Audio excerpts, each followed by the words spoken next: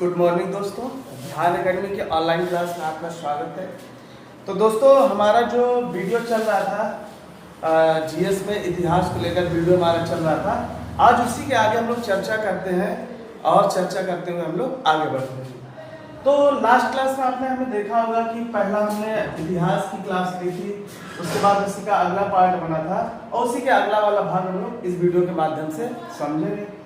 तो हमने पिछली वीडियो में देखा था कि हमने सिंधु घाटी सभ्यता के नामकरण की चर्चा की थी और हमने ये भी बताया था कि सिंधु घाटी सभ्यता को हम लोग किन किन नामों से जानते हैं।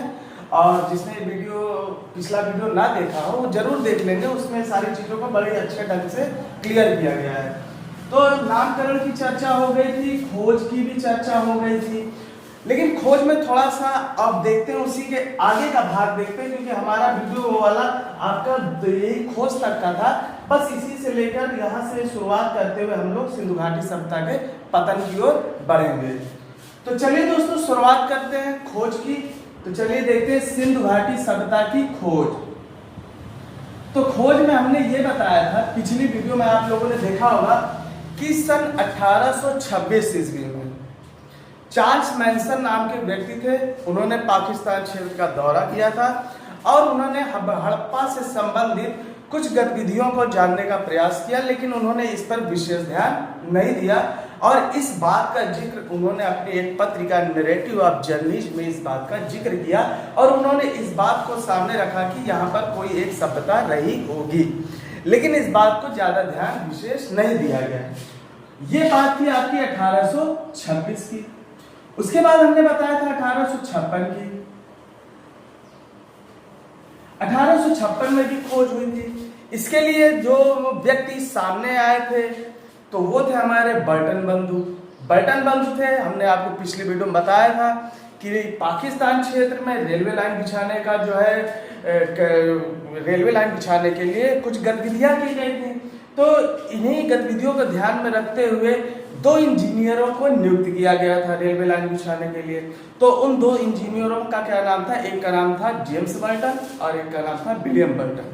चूंकि ये दोनों भाई थे, इस वजह से इनको हम लोग बोलते हैं बर्टन बंधु।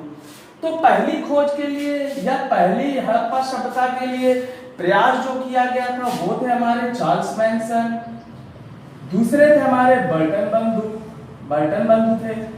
अब अगर हम तीसरी बात करते तो हमने तीसरे में ये बताया था, तीसरी बार प्रयास हुआ था 1853 से 56 के बीच। अलेक्जेंडर कनिंघम थे, उन्होंने भी कई बार पाकिस्तान क्षेत्र का दौरा किया और पाकिस्तान क्षेत्र का जो हड़प्पा क्षेत्र था उस क्षेत्र का इन्होंने दौरा किया था। इनको भी लगा था यहाँ कोई सभ्यता है, लेकिन इस पर भी इन्होंने विशेष ध्यान नहीं दिया। तो दोस्तों, ये तो हमने पिछली वीडियो में सब कुछ क्लियर कर दिया था, बस इसी के आगे से चलते हैं, अब इसको समझते हैं। अब बात आती है 1902 की। 1902 में लॉर्ड कर्जन द्वारा, आपको नाम याद होगा जब मैं आधुनिक भारत में आपको ले चलूंगा, जो कि बंगाल विभाजन के लिए उत्तरदायी है ये व्यक्ति हमारे लॉर्ड कर्जन। तो इनकी बारे में हम लोग आधुनिक भारतीय इतिहास में हम लोग चर्चा करेंगे। तो 1902 की घटना है और लॉर्ड कर्जन के द्वारा भारतीय पुरातत्व एवं सर्वेक्षण विभाग की स्थापना की गई थी। कब की गई थी? 1902 में। किसके द्वारा? लॉर्ड कर्जन के द्वारा। क्या स्थापित हुआ था? तो भारतीय पुरातत्व एवं सर्वेक्षण विभाग। तो भारतीय पुरातत्व एवं सर्वेक्षण विभाग की 1902 में लॉर्ड कर्जन के द्वारा स्थापना कर दी जाती है। और 1921 में बात करते हैं, 1921 में इसी विभाग के एक नए अध्यक्ष चुने गए थे और उन अध्यक्ष का क्या नाम था? तो उस अध्यक्ष का नाम था सर जॉन मार्शल। तो दोस्तों ध्यान देंगे हम लोग, क्या ध्यान देना है हमको कि 1902 में लॉर्ड कर्जन के द्वारा भारतीय पुरातत्व एवं सर्वेक्षण विभाग की स्थापना की गई है और उसी के बाद 1921 में आगे समय पर इनके एक अध्यक्ष बनाए गए थे और वो अध्यक्ष कौन थे? सर जॉन मार्शल, जो कि भारतीय पुरातत्व विभाग के अध्यक्ष बनाए गए। और इन्हीं के नेतृत्व में सबसे पहले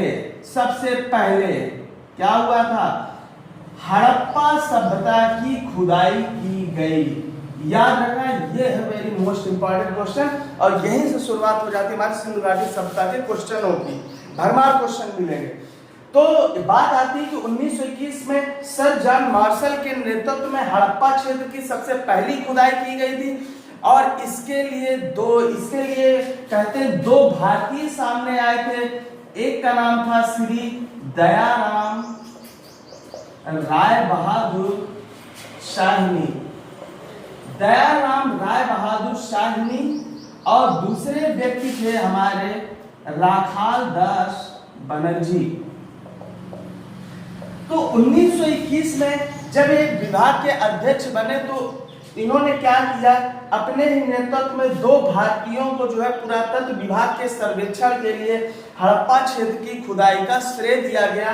और कहते हैं कि इस हड़प्पा क्षेत्र में सम्मिलित तो दोनों भारतीय थे, लेकिन अगर क्वेश्चन आपका पूछा जाता है कि 1921 में सर जॉन मार्शल के नेतृत्व में खुदाई का कार्य किसके द्वारा किया गया, तो जाहिर सी बात है हम लोग इसको बताएंगे कि श्री दयाराम राय बहादुर शाहिनी जी के द्वारा 1921 में हड़प्पा क्षेत्र की खुदाई का कार्य प्रारंभ किया गया था।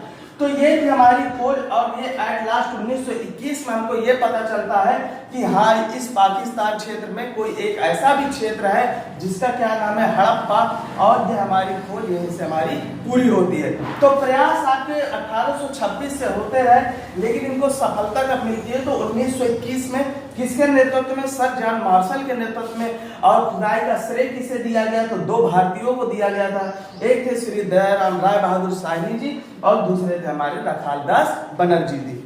हड़प्पा के लिए इनको जाना गया, लेकिन जैसे हम लोग आगे बढ़ेंगे कि जो राखाल दास बनर्जी हैं, ये मोहनजोदड़ो के क्षेत्र की खुदाई के लिए इनको श्रेय दिया जाता है।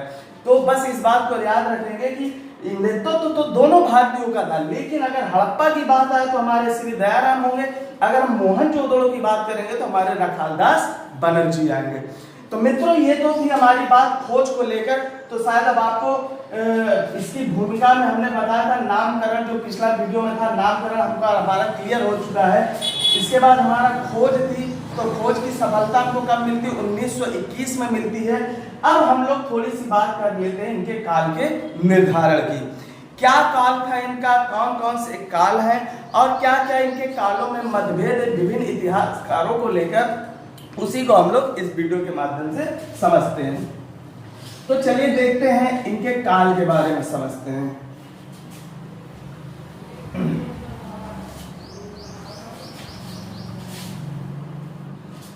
चलिए, तो कहते हैं कि सिंधु घाटी सभ्यता का जो समय काल था, सिंधु घाटी सभ्यता का जो समय काल था, इस समय काल में विभिन्न इतिहासकारों में क्या है, मतभेद है।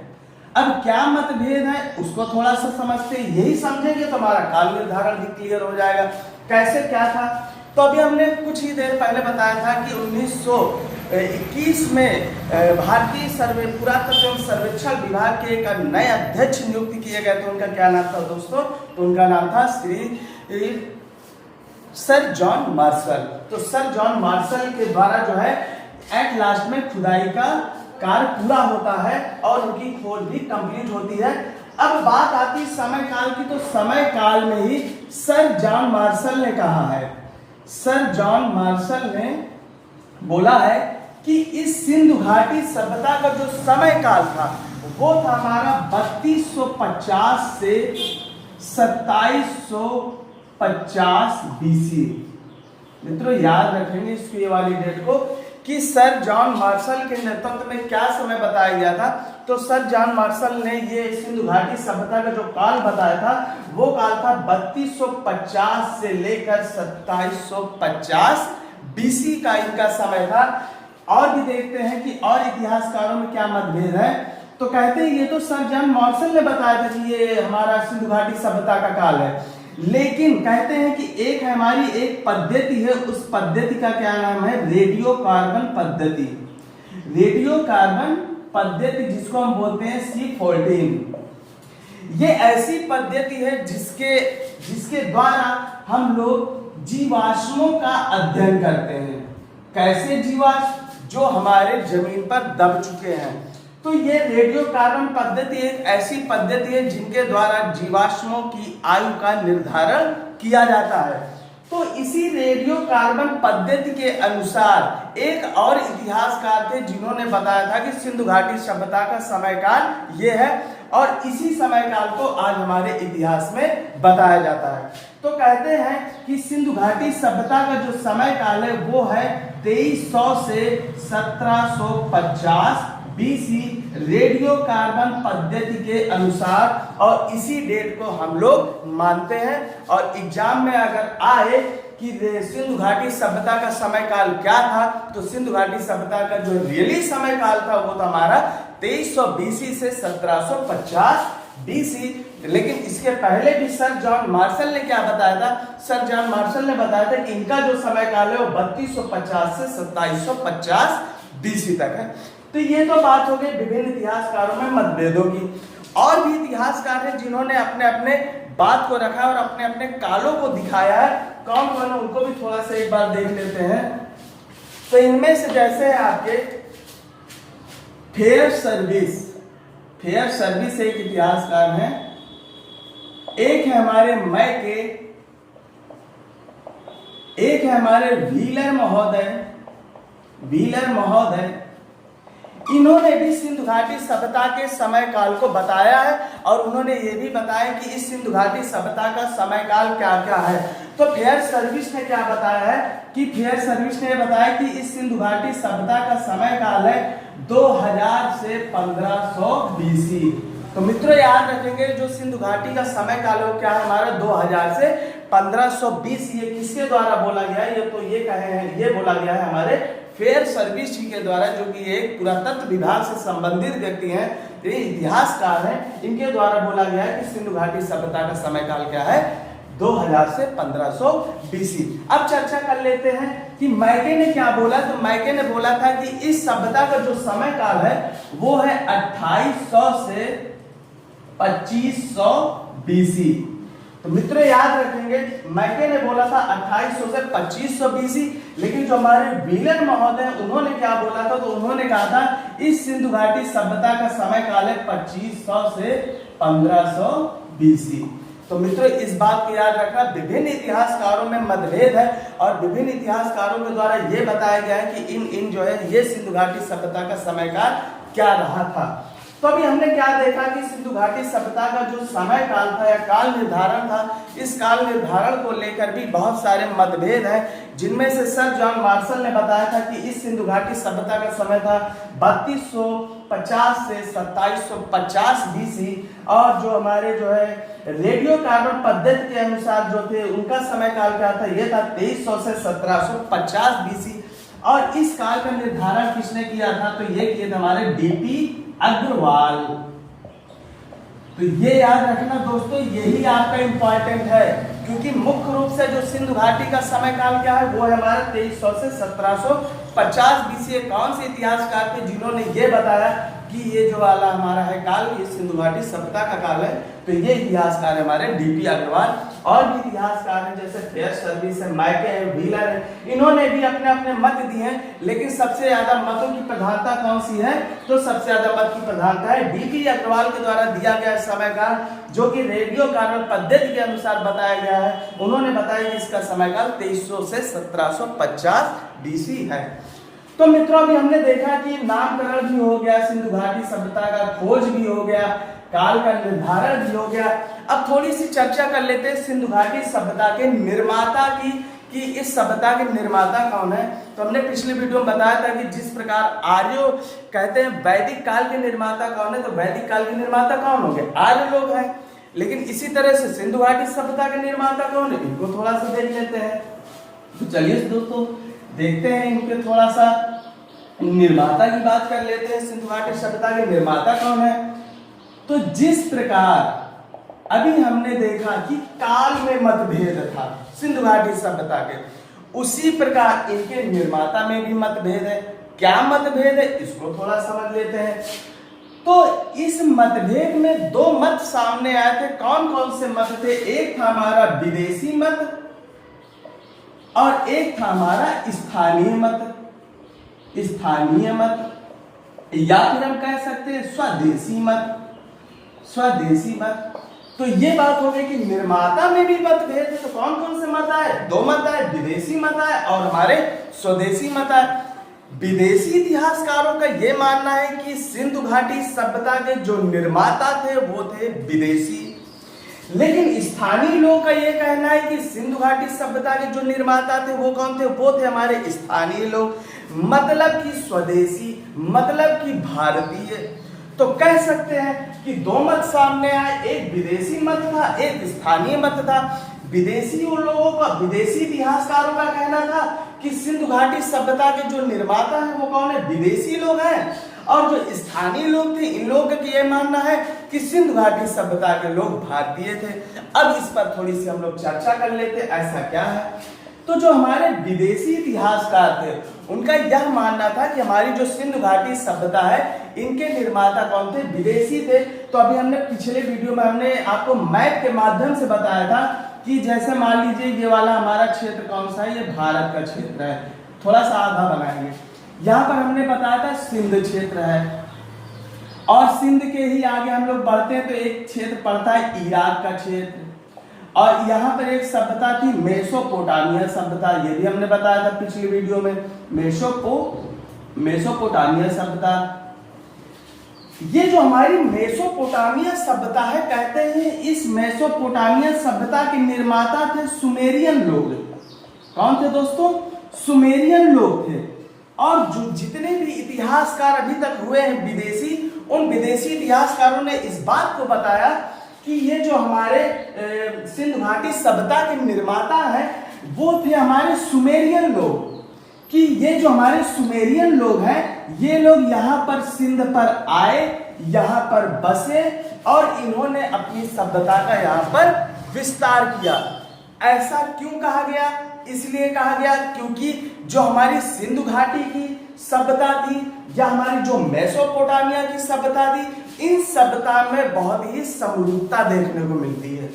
कहते हैं कि यहाँ के जैसे जो भवन थे, जो सड़कें थी, जो नालियां थी, जो सांस्कृतिक या परंपराएं थी, वो सेम टू सेम सुमेरियन की जैसे थी, जैसे कि सिंधु घाटी के लोगों की सभ्यता की परंपराएं और संस्कृतियां रही हैं। घर, भवनें, सड़क, नालियां जिस प्रकार सिंधु घाटी सभ्यता के लोगों को थी, उसी प्रकार यहाँ पर जो मेसोपोटामिया की सभ्यता है सेम टू सेम मिलती है।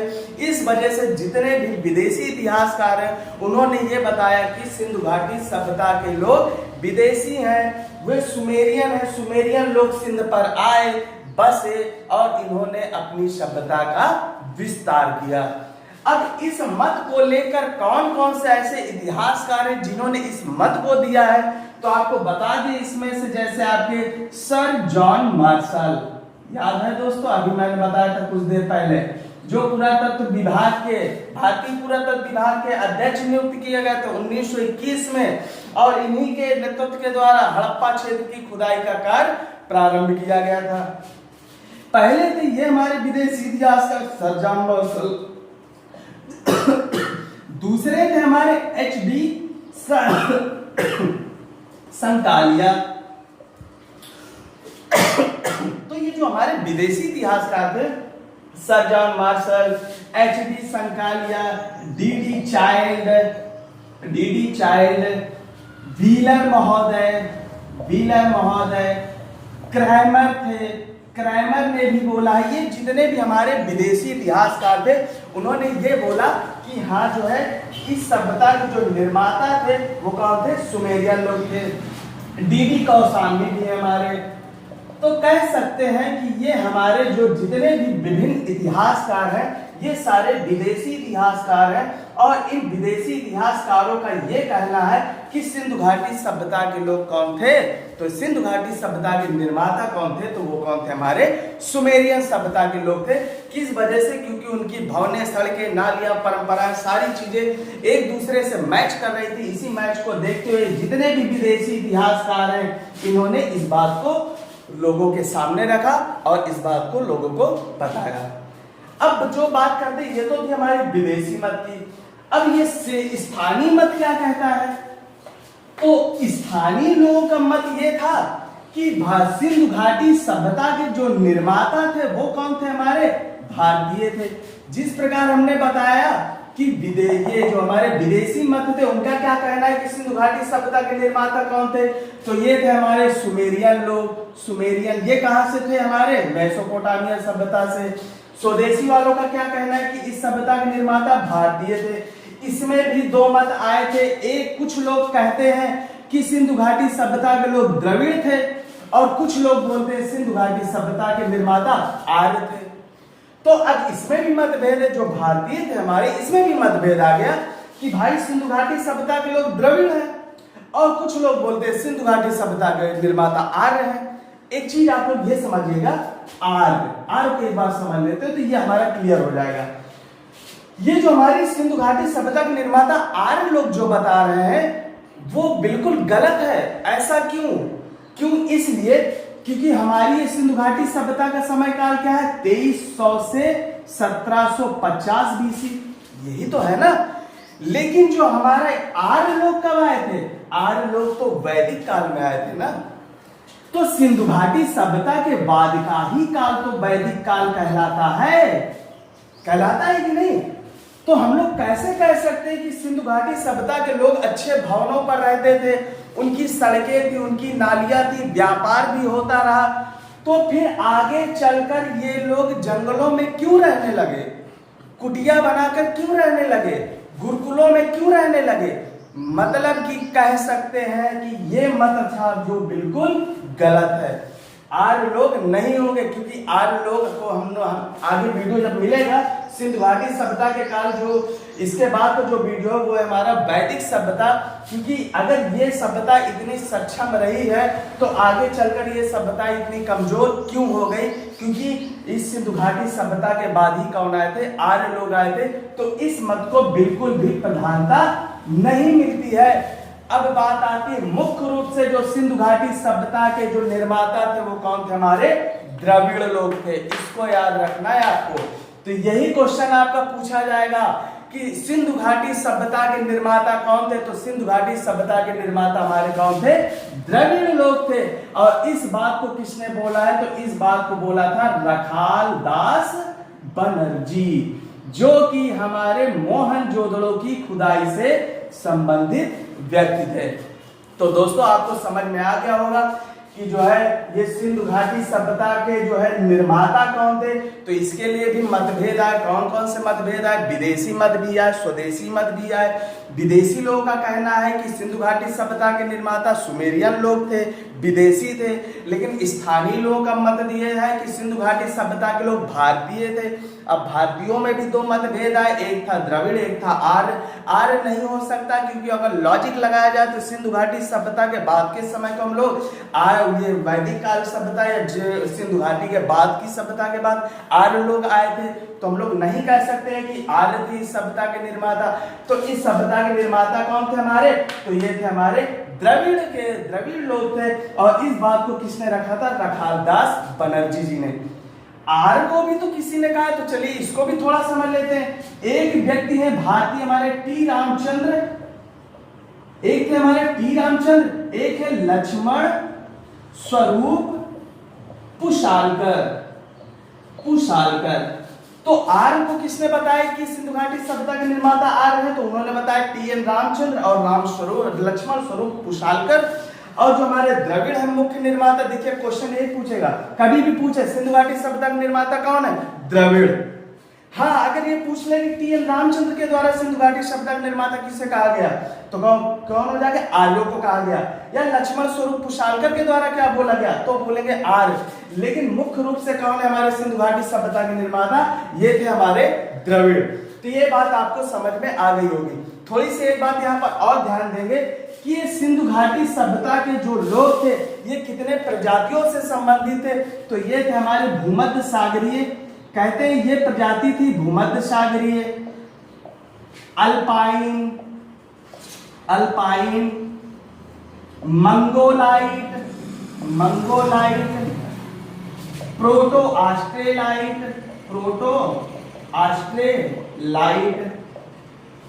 तो ये जो सिंधु घाटी सभ्यता की प्रजाति थी, ये चार प्रजातियों से संबंध रखती थी। भूमध्य सागरीय, अल्पाइन, मंगोलाइट, प्रोटो ऑस्ट्रेलाइट। इनमें से जो सबसे ज्यादा निवास करने वाले व्यक्ति थे वो किस क्षेत्र से थे? तो वो थे हमारे भूमध्य सागरीय क्षेत्र से संबंधित व्यक्ति थे।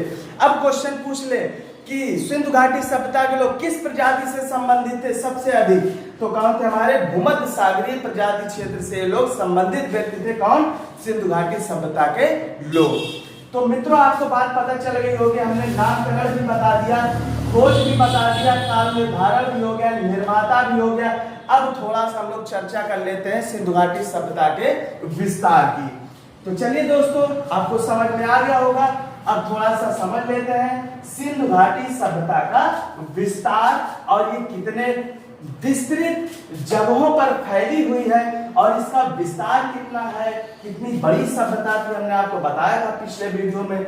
मेसोपोटामिया की सभ्यता मिला दें, मिस्र की सभ्यता मिला दें, उससे भी कई गुना बड़ी हमारी ये सभ्यता थी सिंधु घाटी सभ्यता। तो थोड़ा सा देख लेते हैं विस्तार, सिंधु घाटी सभ्यता का विस्तार क्या था। तो चलिए दोस्तों, इसको हम लोग मैप के माध्यम से समझेंगे, क्योंकि ये तो हम लोग मैप के माध्यम से नहीं समझेंगे तो बिल्कुल भी हमको समझ में नहीं आएगा। तो चलिए देख लेते हैं। तो ये हमारा भारत का नक्शा, इसको समझते हैं मैप के माध्यम से।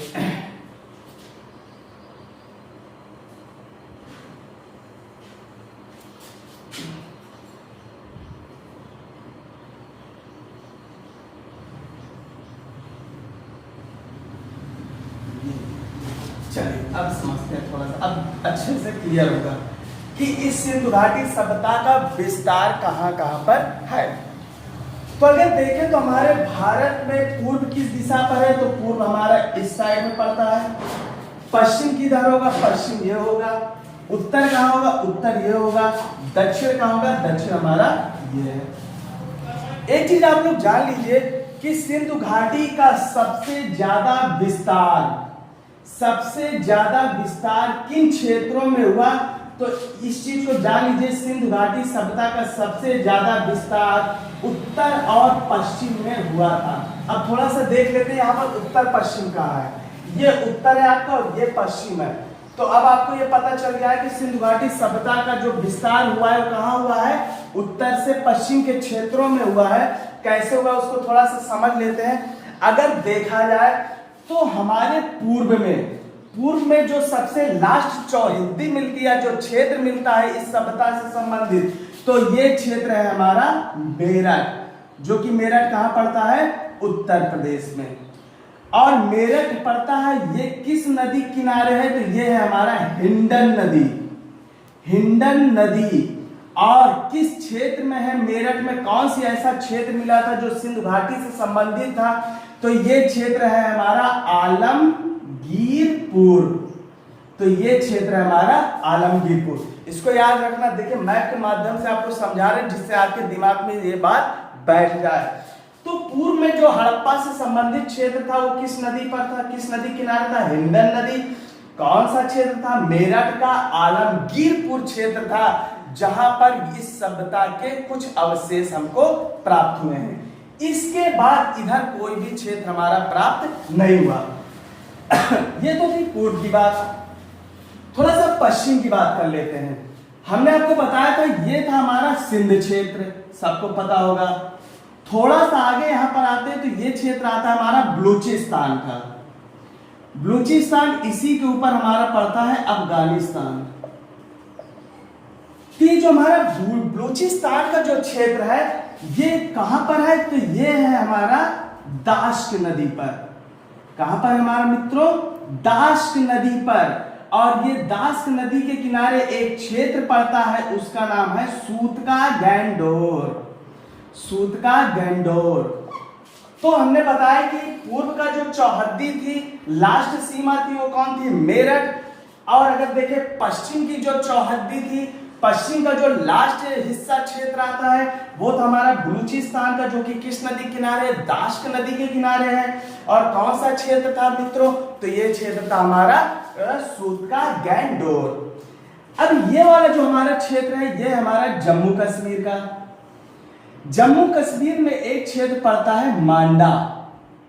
याद रखना मित्रों, ये जो हमारा जम्मू कश्मीर का क्षेत्र है, जम्मू कश्मीर, और वहां पर कौन सी एक हड़प्पा सभ्यता का क्षेत्र मिला था, तो वो था हमारा मांडा था। और ये किस नदी के किनारे था, तो ये था हमारा चिनाब नदी के किनारे। अब थोड़ा सा हम देख लेते हैं, पूर्व की बात हो गई, पश्चिम की बात हो गई, उत्तर की हो गई, थोड़ा दक्षिण में देख लेते हैं। तो साउथ की तरफ एक क्षेत्र पड़ता है महाराष्ट्र। साउथ में तो नहीं पड़ता, लेकिन दिशा अगर देखी जाए तो ये तो भाई साउथ की तरफ तो है महाराष्ट्र, भारत के दक्षिण में। तो ये जो हमारा महाराष्ट्र है, ये किस नदी किनारे? प्रवरा नदी। प्रवरा नदी कौन सा क्षेत्र है? ये कौन सी नदी हमारी? प्रवरा नदी है। और इसमें जो क्षेत्र हमारा मिला है, उस क्षेत्र का नाम था दैमाबाद। दैमाबाद। देखिए, हम आपको ये जो बताए हैं, ये हमारे सिंधु घाटी सभ्यता की चौहद्दी है।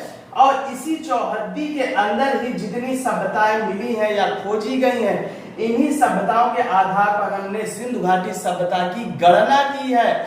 और किन किन क्षेत्रों में जो है सिंधु घाटी सभ्यता के अवशेष पाए गए हैं, तो हमने आपको बता दिया कि इस सभ्यता का सबसे ज्यादा विस्तार कहाँ हुआ था, तो उत्तर पश्चिम में हुआ था। अब थोड़ा सा इनको हम मिलाकर देखते हैं।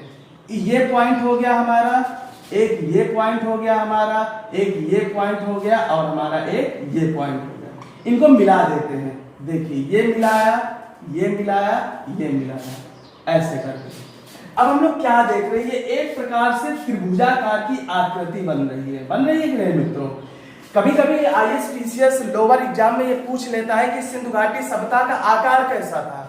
तो सिंधु घाटी सभ्यता का आकार मित्रों हम बता दें। अब आप लोग खुद ही बताइए, ट्रायंगल टाइप में दिख रहा है, सीधे बोल दीजिएगा कि सिंधु घाटी सभ्यता का जो आकार था वो कैसा था? त्रिभुजाकार। ये क्वेश्चन भी आपका कई बार पूछा गया है। इसमें से भी आपके बहुत क्वेश्चन हो जाएंगे। जैसे जम्मू कश्मीर में कौन सा क्षेत्र था, तो था मांडा। किस नदी किनारे? चिनाब। इसके बाद आता उत्तर प्रदेश में कौन था? मेरठ। किस नदी किनारे? हिंडन, जो कि कौन सा क्षेत्र था? आलमगीरपुर। महाराष्ट्र में देखें तो प्रवरा नदी किनारे कौन सा क्षेत्र था? दैमाबाद।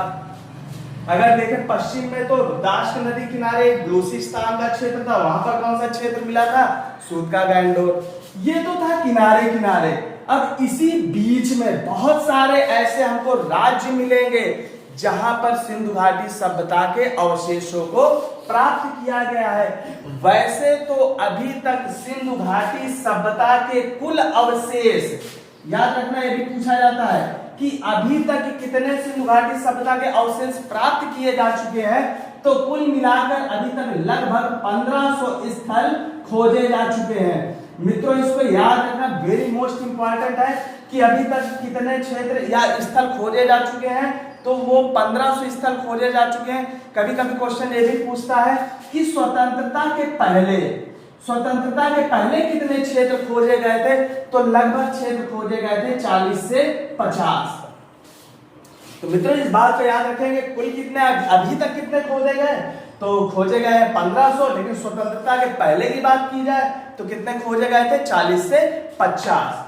थोड़ा सा और देख लेते हैं, इसको इरेज कर देते हैं, यहाँ पर जगह नहीं है। बात आती है कि ये जो हमारे स्थल खोजे गए थे, तो उनमें से मुख्य देश कौन थे? तो इनमें से जैसे था हमारा अफगानिस्तान, मुख्य देखेंगे अफगानिस्तान में जो स्थल मिले हैं, पाकिस्तान में स्थल मिले हैं, और हिंदुस्तान में स्थल मिले हैं। इसके अलावा सिंधु घाटी सभ्यता के स्थल कहीं भी नहीं मिले हैं, ना ही अभी तक कोई प्रमाण मिला है। इसको तैयार कर लेंगे। अफगानिस्तान में केवल 2 ही क्षेत्र मिले हैं सिंधु घाटी सभ्यता से संबंधित। एक है हमारा मुंडी गाग, और दूसरा है हमारा सोतुरगोई। इसको याद कर लेना, क्योंकि अफगानिस्तान में 2 ही स्थल मिले थे हड़प्पा से संबंधित। कौन कौन से थे? मुंडी गाग और सोतुरगोई। और अगर देखा जाए तो पाकिस्तान में कितने अब तक खोजे जा चुके हैं, तो लगभग खोजे जा चुके हैं 1500। पाकिस्तान में लगभग खोजे जा चुके 1500 और हिंदुस्तान में खोजे जा चुके हमारे 1000 के लगभग। या कह सकते हैं, कहते तो 900 हैं और भी ऐसे क्षेत्र मिलते होंगे जब कुल मिला के लगभग बताया गया है कि स्वतंत्रता के बाद अभी तक कितने खोजे जा चुके हैं, तो लगभग 1500 स्थलों को खोजा जा चुका है, जिनमें से 2 क्षेत्र अफगानिस्तान में मिले थे, मुंडी गाक और सोतुरगोई। पाकिस्तान में मिले थे 500 आपके हड़प्पाई स्थल और हिंदुस्तान में मिले थे 900 के लगभग। तो मित्रों अभी हमने देखा कि इस सिंधु घाटी सभ्यता का विस्तार कहाँ था, तो विस्तार हमने देखा कि सबसे ज्यादा उत्तर पश्चिम में हमको देखने को मिल रहा है। अब इसी उत्तर पश्चिम में बहुत सारे राज्य होंगे, जैसे ये हमारे क्षेत्र पड़ता है जम्मू कश्मीर, यहाँ पर हम लोग आएंगे तो ये क्षेत्र हमारा पड़ जाएगा पंजाब का क्षेत्र, आगे तक ये हो जाएगा हमारा सिंध का क्षेत्र, ये हो जाएगा हमारा बलूचिस्तान का क्षेत्र। थोड़ा सा इसके नीचे आ जाए, खैर यहाँ पर कुछ मिला नहीं था, जैसे हमारा था, एक था हमारा हिमाचल और एक था हमारा उत्तराखंड, यहाँ पर कोई भी क्षेत्र नहीं मिले थे। लेकिन यहीं पर एक उत्तर प्रदेश है, अभी हमने बताया कि मेरठ से यहाँ पर आलमगीरपुर क्षेत्र से जो है हमें सिंधु घाटी सभ्यता के जो है कुछ प्रमाण प्राप्त हुए हैं। उसी के यहाँ पर आते हैं तो ये आता है हमारा राजस्थान का क्षेत्र, यहाँ से भी बहुत सारे स्थल। और हाँ सर, एक क्वेश्चन याद रखना कि सबसे ज्यादा हड़प्पाई स्थल कहाँ से प्राप्त हुए हैं, तो भैया राजस्थान एक ऐसा क्षेत्र है जहाँ से सबसे ज्यादा हड़प्पाई के स्थल प्राप्त हुए हैं, तो इसको भी याद रखना, ये हो जाएगा राजस्थान का। इसके बाद नीचे आते हैं तो ये आता है हमारा गुजरात का क्षेत्र, थोड़ा ये हमने आपको बताई है कि ये हमारा महाराष्ट्र का क्षेत्र, और ये साइड में हमारे पड़ जाता है हरियाणा एमपी का क्षेत्र। तो हरियाणा से भी हमारे जो है बहुत सारे जो है सिंधु घाटी सभ्यता के स्थलों को प्राप्त किया गया है। तो अभी हमने देखा कि कितना विस्तार है हमारे सिंधु घाटी सभ्यता का। तो हम लोग नामकरण की चर्चा कर चुके हैं, खोज की चर्चा कर चुके हैं, काल की हो गई है, इनके निर्माता की हो गई है और इनके विस्तार की हो गई है। विस्तार हमने समझ लिया है, बस ये जो हमारा आगे का टॉपिक है जीवन और इसके पतन से संबंधित, इसको हम बताएंगे आपको अगले वीडियो में बताएंगे और इसको हम लोग बहुत ही अच्छे ढंग से समझेंगे। लेकिन थोड़ी सी अब हम लोग इस बात को जान लेंगे, क्योंकि स्थल कितने मिले थे 1500 में नहीं याद करना है, हमें याद करना है कुछ प्रमुख स्थल। जो ये हमारा क्षेत्र है जम्मू कश्मीर, पंजाब, सिंध, बलूचिस्तान, राजस्थान, गुजरात, महाराष्ट्र, मेरठ, हरियाणा, ये जो भी हमारा क्षेत्र है, इन्हीं से संबंधित कुछ प्रमुख स्थल है, इनकी चर्चा और कर लेते हैं और उसके बाद इस वीडियो को हम लोग समाप्त करते हैं। तो चलिए थोड़ा सा जल्दी में देख लेते हैं कि कौन कौन सा ऐसे क्षेत्र थे और कौन कौन से ऐसे प्रमुख क्षेत्र आए सामने जिनसे जो है हड़प्पाई स्थल हमारे प्राप्त हुए थे। तो चलिए देख लेते हैं। हमने अभी आपको बताया था कि यहाँ पर था स्टार्टिंग में ऊपर सबसे पहले जम्मू कश्मीर बताया था ना, उसके बाद हमने बताया कौन सा क्षेत्र आता है हमारा पंजाब का क्षेत्र, थोड़ा सा इधर लिखते नहीं जगह कम पड़ जाएगी उधर के। ये था हमारा जम्मू कश्मीर का क्षेत्र, ये था हमारा पंजाब का, उसके नीचे फिर हमने बताया था कि सिंध वाला क्षेत्र आता है, फिर उसी के नीचे हमने बताया था बलूचिस्तान का क्षेत्र आता है और फिर हमारा आता है अफगानिस्तान का। तो चलिए पहले ये जो हमारा भारत का नक्शा था अभी हमने बताया, तो थोड़ा सा एक बार समझ लेते हैं और इजीली रूप में। तो ये जो था हमारा जम्मू कश्मीर, फिर था हमारा पंजाब, फिर था हमारा सिंध, फिर था बलूचिस्तान और यहाँ पर अफगानिस्तान। थोड़ा सा इनकी चर्चा कर लेते हैं, फिर जो बचते हैं इनकी भी चर्चा कर लेंगे। तो अब देखते हैं कि कौन कौन से क्षेत्र हैं जो प्रमुख है। तो भैया अभी हमने आपको जम्मू कश्मीर में सबसे पहले क्या बताया था, कौन सा क्षेत्र था, मांडा। तो बस एक याद रखना है, जम्मू कश्मीर में कौन सा क्षेत्र हमारा मुख्य रूप से मांडा क्षेत्र है, जहां पर हड़प्पाई स्थल प्राप्त हुए थे। देखिए अभी हमने बताया था अफगानिस्तान के केवल 2 ही क्षेत्र थे, कौन कौन से,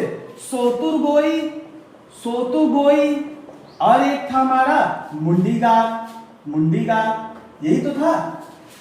पंजाब क्षेत्र में, पंजाब देखिए 2 क्षेत्रों में पड़ता है, एक पाकिस्तान अधिकृत क्षेत्र में और एक हमारा भारतीय क्षेत्र में। तो जो हमारा पंजाब क्षेत्र में था वो कौन था हमारा हड़प्पा हमारा कहाँ पड़ता है, पाक में। और अगर देखें कि पंजाब जो कि हमारा भारत में पड़ता है, तो भारत में कौन सा क्षेत्र था, तो वो था हमारा, एक था रोपड़ और एक था हमारा संघोल। दोनों याद रखेंगे और दोनों ही बड़े अच्छे ढंग से याद रखेंगे और इसको कतई आप लोग भूलिएगा नहीं, कैसे याद करना है? मांडा याद है हमको, अफगानिस्तान याद है, पंजाब को याद करना है 2 पार्ट में। पाकिस्तान में हड़प्पा क्षेत्र मिला था, भारत में रोपड़ और संघोल मिले थे जो कि पंजाब क्षेत्र में आते हैं, तो इनको भी याद कर लेंगे। बात आती है सिंध प्रांत की, तो सिंध प्रांत में हमारे कौन कौन से क्षेत्र थे? तो वो थे हमारे मोहनजोदड़ो थे, चनहोदड़ो और एक था हमारा कोट दीजी। तो ये 3 क्षेत्र थे हमारे, किससे संबंधित? सिंध क्षेत्र से संबंधित थे। इतने ही हमको याद रखना, और याद करने की आपको जरूरत कहीं भी नहीं है। आप बिल्कुल भी मत घबराइएगा कि नहीं हमको सारे याद करने, नहीं, 1500 तो हमको नहीं याद होंगे, लेकिन हम लोग कुछ जरूर याद कर सकते हैं। बलूचिस्तान का जो क्षेत्र था वो था हमारा, अभी हमने लास्ट में बताया था कि यहाँ पर एक क्षेत्र था दाश्त नदी के पास, उसका नाम था सूतका गैंडोर है। और बालाकोट है एक क्षेत्र, और एक है हमारा डावरकोट क्षेत्र है। तो ये हमारे कुछ प्रमुख क्षेत्र है। देखिए सब तो नहीं याद कर सकते, लेकिन इन क्षेत्रों को हम लोग जरूर याद करेंगे जो कि एग्जाम में हमारे पूछे जाते हैं।